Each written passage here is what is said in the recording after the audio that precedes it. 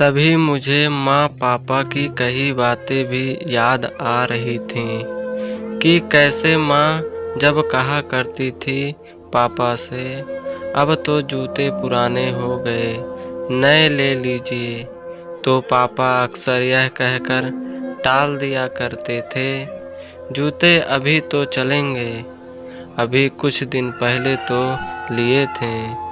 मुझे आज समझ आ रहा था कि कितने दिन और चलेंगे। साथ ही साथ यह भी समझ आ रहा था कि पापा पर्स को क्यों छुपा कर रखते थे। तभी उस डायरी को पढ़ते हुए बस स्टैंड पर पड़ी बेंच पर आकर बैठ गया।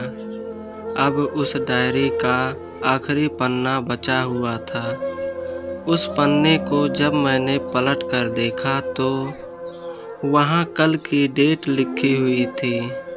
तारीख के नीचे लिखा हुआ था 50,000 रुपया बाइक के लिए। बस इतना पढ़ा और दिमाग सन्न हो रह गया।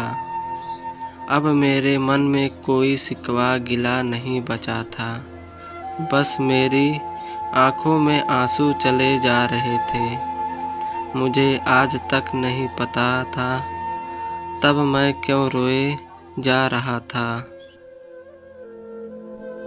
अब मैं जल्दी से घर की तरफ भागा, लेकिन जूतों की वह कील पाँव में अब तक घाव बनाने में कामयाब हो चुकी थी। मैंने जूते को रास्ते में ही निकाल कर फेंक दिया और भागते लड़खड़ाते हुए घर जा पहुंचा। लेकिन पापा घर पर नहीं थे। मैं समझ गया वह कहाँ थे। मैं सीधा पास वाली बाइक एजेंसी की तरफ भागा।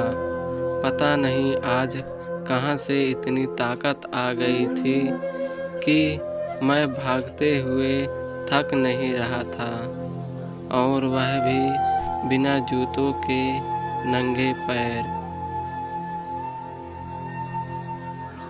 जैसे तैसे मैं बाइक एजेंसी पर पहुंचा। पापा वहीं थे। मैंने पापा को दौड़कर गले लगा लिया और मेरी आंखों से आंसू रुकने का नाम ही नहीं ले रहे थे।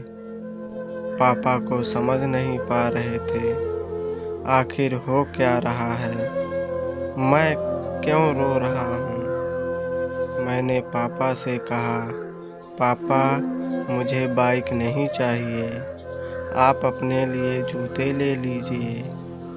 अब आज से मैं जो भी करूँगा अपनी मेहनत से अपने बलबूते पर पढ़कर करूँगा।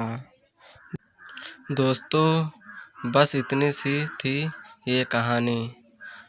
और कहानी सुनने के लिए हमारे चैनल को सब्सक्राइब करें और बेल आइकन ज़रूर प्रेस करें। धन्यवाद।